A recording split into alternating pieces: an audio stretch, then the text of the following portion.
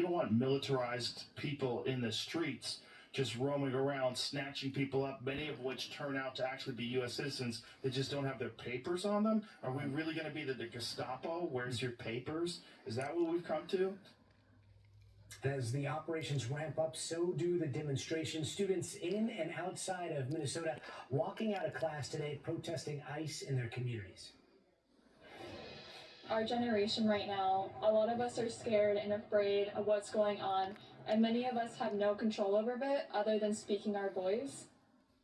And another version of protest. We're learning tonight that at least 3 prosecutors in Minnesota's U.S. Attorney's Office are resigning over concerns over the direction of the investigation into Renee Nicole Good's death. All of this coming as the Trump administration is making moves on Somali immigrants in the United States, putting an end to their temporary protected status and giving them a March deadline to leave the country.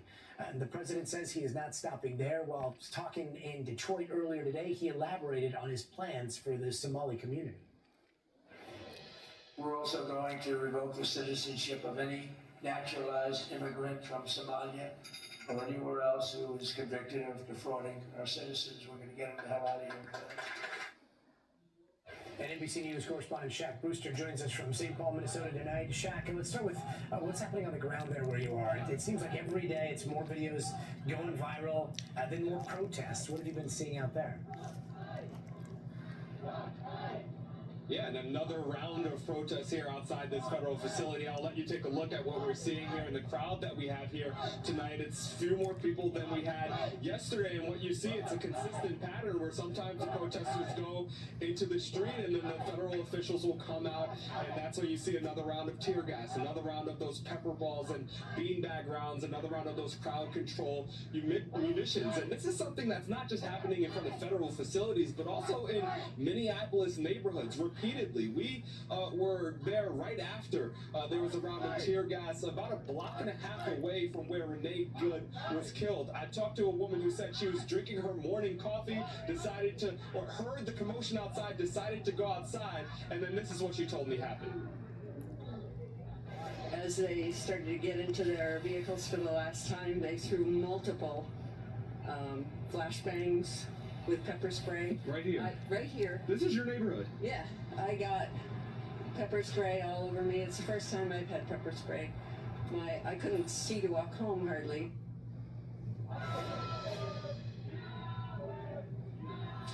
Again, Gotti, that's a residential neighborhood, a situation where there was an immigration enforcement operation, and then that's what led to that tear gas. And you hear the crowd ramping up here a little bit, and you see some of the federal officers now lining up there. We'll keep an eye out on what's happening back here, but this is a sense of the tension that you have here on the ground in Minneapolis.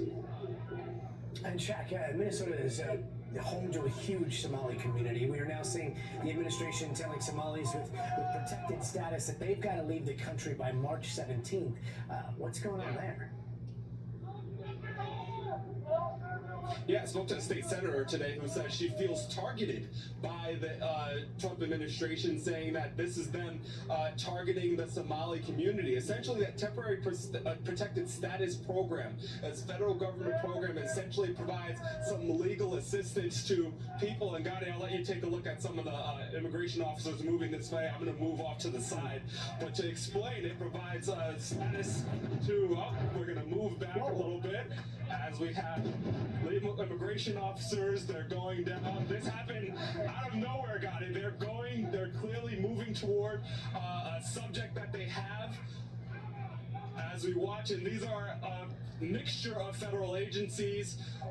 We are now being held up. There's some pepper balls that are being launched at folks. And Gotti, you saw how quickly this all escalated. You had the crowd there. We knew that they were lining up. And it's clear that they are definitely targeting there's an individual now who has been tackled in the distance. You see on the sign, they say federal officer, Department of Prisons. He's pulling out some pepper spray, telling people to move back, and we will follow his commands, Gotti. But as we continue to monitor this, I want to play some sound from a state senator who was talking about the administration's move on TPS. Listen here. What does this announcement mean for those families? It means that those families are going to be ripped apart. You have people who've been here for 30 years. You have young moms who their kids were born here, and those families are going to be ripped apart. It means people's safety net and the home that they've known for years, maybe even decades, is taken away from them, and that's really unfortunate.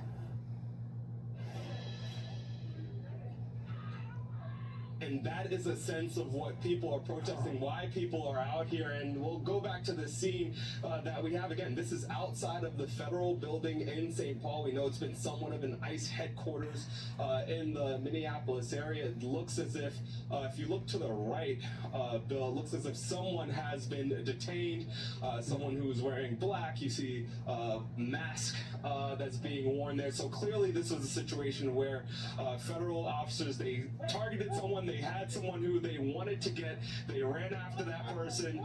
You saw they used some of those crowd control munitions. It was a stun gun we had. We saw some of those pepper balls to move people back. And you see the crowd clearly not happy about what's going on here. This is a quick escalation, but it's something that we've been seeing not just here again at a federal facility, Gotti, but this is something, a scene that you have seen play out in individual Minneapolis communities where it seems calm, it seems as if things are fairly under control, and then all of a sudden things escalate very quickly. Wow, Shaq, and it was a pretty large contingent of officers that we saw running towards your area, where it looks like they targeted that one person. But absolutely, there was another contingent that went down the line. Does it seem like they're watching protesters and identifying people from inside of the compound, or how do they know who to pick? Yeah, a bit of speculation here, Gotti, but I'll tell you, just to kind of paint the scene a little bit. This fence, for example, that fence is new. That was not here when we saw some of those earlier clashes in the past couple of weeks. But this protest group, they stand to this side. There's an entrance to this federal facility right there, and you'll see cars go in.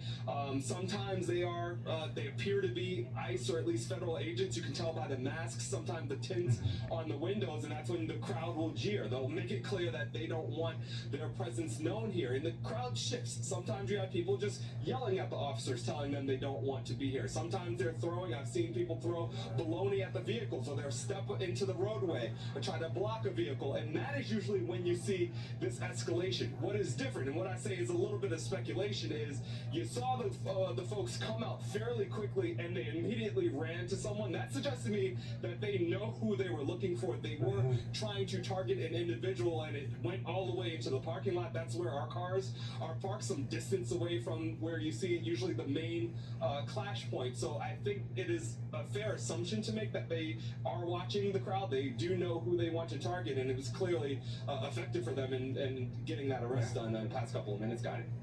And Shaq, real fast, the person that we saw get detained there, they were wearing a mask. I mean, it's St. Paul. It is freezing there, and I appreciate you being out there in the elements, but are a lot of the protesters wearing masks? I mean, what's the mask situation? Because you see most, if not all, of the federal law enforcement officers wearing masks, right? Yeah, and pardon my back as we walk, but Bill, what you can do, just show some of the protesters go around there. I'll let you see, and I'll kind of answer your question. It's been a mix. You mentioned one, yes, it's cold out here, so some people have scarves on. They, make it very clear that it's trying to brace the cold as they're out here. Some people have masks that are more to hide their identity and to conceal their identity. You'll see some of the individuals in the crowd, they have gas masks, and that's because you see how quickly this can escalate. So they put the gas mask on in case you have those situations of tear gas. So it's a mix in the crowd. Some people have the actual surgical masks, a reflection of the flu that's happening going around. So different reasons, different people having things in the crowd. We're going to get out the way again just to make sure that we're all good here. But a variety of face coverings that we're seeing here in this crowd, guys.